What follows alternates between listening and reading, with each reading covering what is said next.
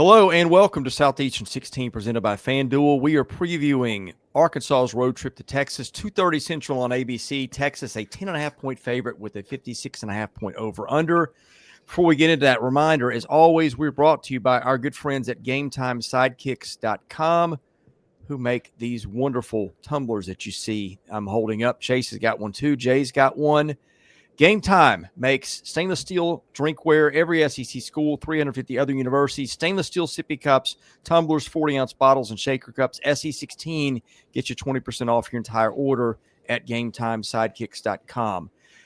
Interesting matchup here, Chase. I think Arkansas has been consistent. It's been consistently losing close games for 2 months straight now. And Texas, I don't know what to make of the Longhorns, who seem to look pretty good one week and not as good for a week or two, and still have all kinds of talent. And if the right scenario presents itself, Texas, I think even with 3 losses, could still make the college football playoff. They're going to take some help elsewhere, and they're also going to take looking good, which Texas has not done with any consistency. And really, the Longhorns didn't look great in the loss at Georgia.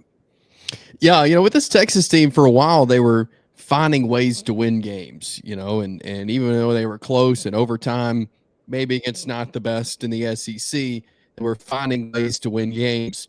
That looked different Saturday. They couldn't find a way to get past Georgia. They couldn't find a way to make it close late in the game. So this is an interesting Texas team. And you mentioned with Arkansas, the fact they have been in so many close games that they have not been able to find a way to win. They've not been able to finish. So that's an intriguing matchup. Intriguing thing about this matchup to me is in close situations, Texas have been able to win.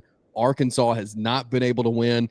And Arkansas's defense have struggled. Their offense has been able to put some good things together. The defense has gotten a little better, but Arkansas has just been on the back of a lot of close games. And this could be an interesting matchup, though, on Saturday.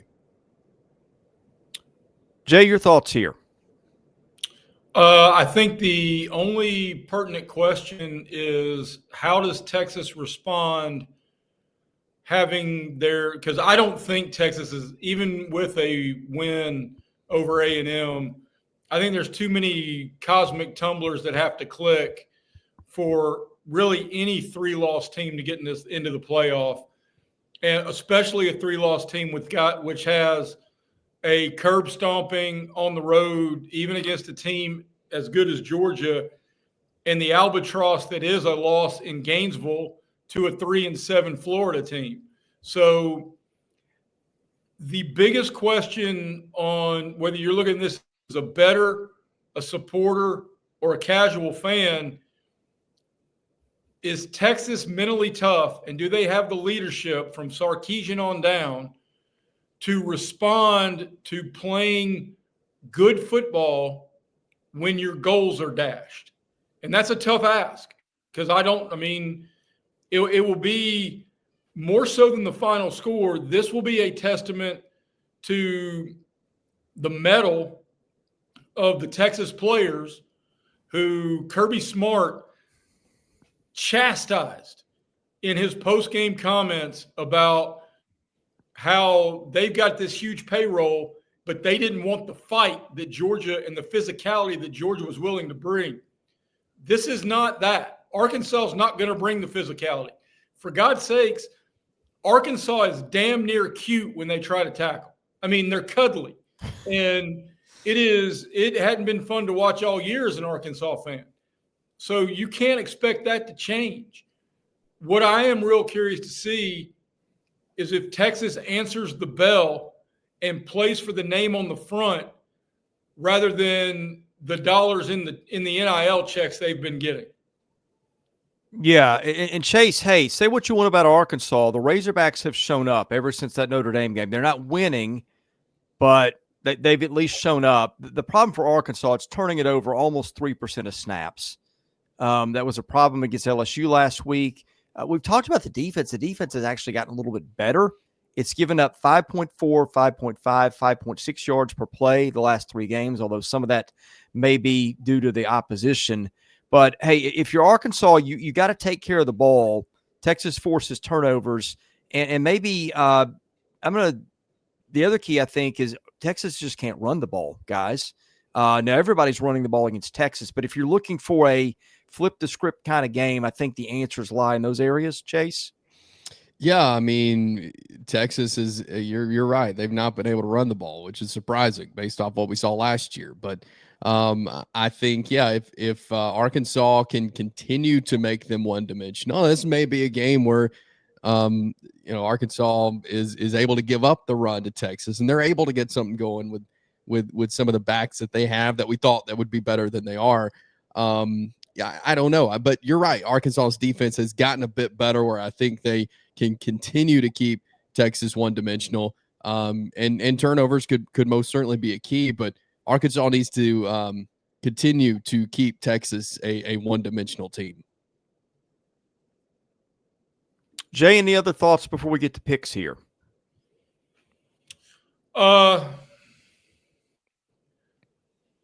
Not to the extreme, other than the just utter disappointment of both sides. I mean, I know Pittman entered the season and his seat was warm, but the unraveling of Arkansas football with a guy who's going to get every examination at QB1 to be an NFL guy, and the catering of Texas to the point that I've even had people ask me in my column for the Times Free Press, would Sarkisian be a candidate to go to the Atlanta Falcons? I mean, in a million years, the unrest in Austin, Happy Valley, and Clemson, South Carolina, 3 teams that started the year preseason top 5, has been arguably the most shocking part of this entire season. Let's get the picks. Jay, we'll start with you. I'm taking Texas, and I'm going to lay the number because while the conversations are real about their struggles outside on the road, not outside in terms of playing in the elements. I'm just talking about, I was about to say outside of Texas. Texas has been tremendous in the Lone Star State. The only game they didn't cover was laying close to a touchdown against Vanderbilt, but they were in firm control of that game from the start. They have been tremendous at or near home. I expect that to continue. And Arkansas's turnovers this late in the season are not a fluke. It's a trend.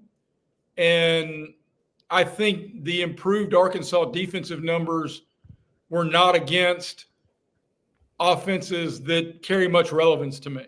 So I think this is going to be a Texas get-well game. And a lot of those guys, whatever they're playing for, are going to remind us how talented they are. I'm going to take Texas in this one as well. One, I think they're the better team. It's at home. Like Jay mentioned, they've played well there.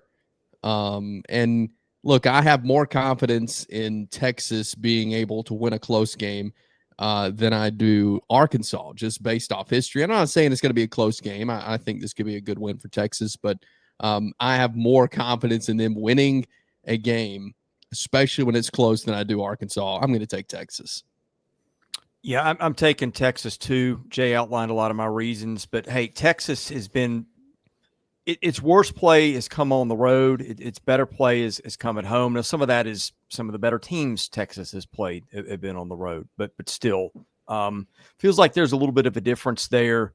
I'll go with the Longhorns. I want to get y'all's opinions on the over-under, which is at FanDuel 56.5. Before we get there, a reminder, we're brought to you by Yearly Company, which is a Nashville-based fine jewelry brand built on tradition, designed for meeting, each piece handcrafted from solid 14-karat gold, natural gemstones, made to measure for a perfect fit, backed by a lifetime guarantee, because every Yearly Company bangle is custom sized. Knowing your size is the most important first step before ordering. That's where the sizing kit comes in. Code SE16KIT gets you 100% off the sizing kit at checkout.